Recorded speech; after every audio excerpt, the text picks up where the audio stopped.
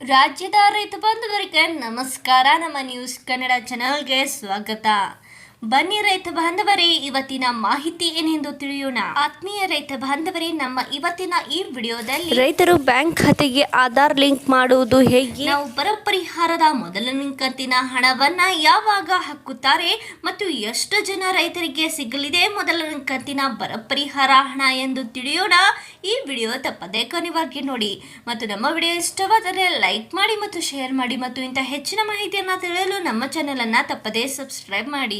ರಾಜ್ಯದ ರೈತರಿಗೆ ಬರ ಪರಿಹಾರ ನೀಡುವ ಪ್ರಕ್ರಿಯೆ ಪ್ರಾರಂಭವಾಗಿದ್ದು, ಬೆಳೆ ನಷ್ಟಕ್ಕೆ ತಾತ್ಕಾಲಿಕವಾಗಿ ಪರಿಹಾರವಾಗಿ ರಾಜ್ಯ ಸರ್ಕಾರದಿಂದ 2,000 ರೂಪಾಯಿಗಳನ್ನು ಒದಗಿಸಲಾಗಿದೆ. ಹೌದು, ಆಧಾರ್ ಲಿಂಕ್ ಮಾಡಿದ ನಂತರ ಪರಿಹಾರದ ಹಣ ರೈತರಿಗೆ ತಲುಪಲಿದೆ. ಹೌದು, ಆಧಾರ್ ಲಿಂಕ್ ಮಾಡಿಸುವುದು ಕಡ್ಡಾಯವಾಗಿದೆ.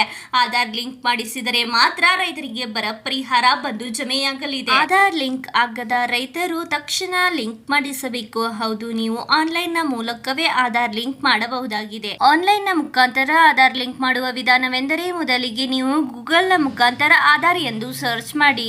ನಂತರ ನಿಮಗೆ ಈ ರೀತಿಯಾಗಿ ಕಾಣುತ್ತದೆ. ಇಲ್ಲಿ UIDAI ಎಂಬ ಆಪ್ಷನ್ ಅನ್ನ ಆಯ್ಕೆ ಮಾಡಿಕೊಳ್ಳಿ. ನಂತರ ನಿಮ್ಮ ಭಾಷೆಯನ್ನ ಆಯ್ಕೆ ಮಾಡಿಕೊಳ್ಳಿ. ಭಾಷೆಯನ್ನ ಆಯ್ಕೆ ಮಾಡಿದ ನಂತರ ನಿಮಗೆ ಈ ರೀತಿಯಾಗಿ ಕಾಣುತ್ತದೆ. ಇಲ್ಲಿ ನೀವು ಆಧಾರ್ ಸರ್ವಿಸಸ್ ಅದರ ಮೇಲೆ ಕ್ಲಿಕ್ ಮಾಡಿ. ನಂತರ ಮುಂದೆ ಕಾಣುವ ಮುಖಪುಟದಲ್ಲಿ ಆಧಾರ್ ಲಿಂಕಿಂಗ್ ಸ್ಟೇಟಸ್ ಮೇಲೆ ಕ್ಲಿಕ್ ಮಾಡಿ. ಹೌದು, ನಂತರ ಅದೇ ಮುಖಪುಟದಲ್ಲಿ ಕೆಳಗೆ ಕಾಣುವ ಹಾಗೆ ಬ್ಯಾಂಕ್ ಸೀಡಿಂಗ್ ಸ್ಟೇಟಸ್ ಮೇಲೆ ಕ್ಲಿಕ್ ಮಾಡಿ.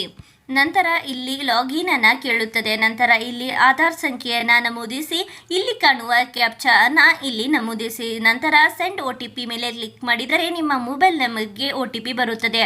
ನಂತರ ನಿಮ್ಮ ಮೊಬೈಲ್ಗೆ ಬಂದಿರುವ OTP ಅನ್ನ ಹಾಕಿ ಲಾಗಿನ್ ಮಾಡಿ.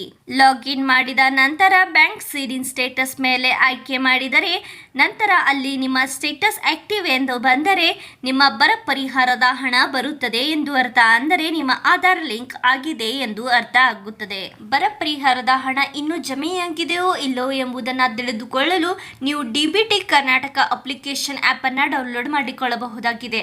ನೀವು ಆ ಅಪ್ಲಿಕೇಶನ್ ನ ಮುಖಾಂತರ ಯಾವುದೇ ಸಹಾಯಧನ ಮಾಹಿತಿಯನ್ನು ತಿಳಿದುಕೊಳ್ಳಬಹುದಾಗಿದೆ. ಉದಾಹರಣೆಗೆ PM ಕಿಸಾನ್ ಯೋಜನೆಯ ಮಾಹಿತಿ, ಗೃಹಲಕ್ಷ್ಮಿ ಯೋಜನೆಯ ಮಾಹಿತಿ, ರೈತ ಶಕ್ತಿ ಯೋಜನೆಯ ಮಾಹಿತಿ, ಈ ಎಲ್ಲ ಯೋಜನೆಗಳ ಹಣ ನಿಮ್ಮ ಖಾತೆಗೆ ಜಮೆಯಾಗಿರುವ ಸ್ಟೇಟಸ್ ಅನ್ನ ನೀವು ಆ ಅಪ್ಲಿಕೇಶನ್ ಅಲ್ಲಿ ನೋಡಬಹುದಾಗಿದೆ. ನಮ್ಮ ಈ ವಿಡಿಯೋ ಪೂರ್ಣವಾಗಿ ನೋಡಿದ್ದಕ್ಕೆ ಧನ್ಯವಾದ. ಮತ್ತು ನೀವು ಇನ್ನೂ ಆದರೂ ನಮ್ಮ ಚಾನೆಲ್ ಅನ್ನ ಸಬ್ಸ್ಕ್ರೈಬ್ ಮಾಡಿಲ್ಲವೆಂದರೆ ಈ ಕೂಡಲೇ ಸಬ್ಸ್ಕ್ರೈಬ್ ಮಾಡಿ.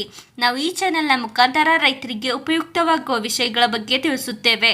ಮತ್ತು ನಮ್ಮ ಈ ಒಂದು ಮಾಹಿತಿ ನಿಮಗೆ ಇಷ್ಟವಾಗಿದ್ದಲ್ಲಿ ನಿಮ್ಮ ರೈತ ಬಾಂಧವರೊಂದಿಗೆ ಹಂಚಿಕೊಳ್ಳಿ. ಧನ್ಯವಾದ.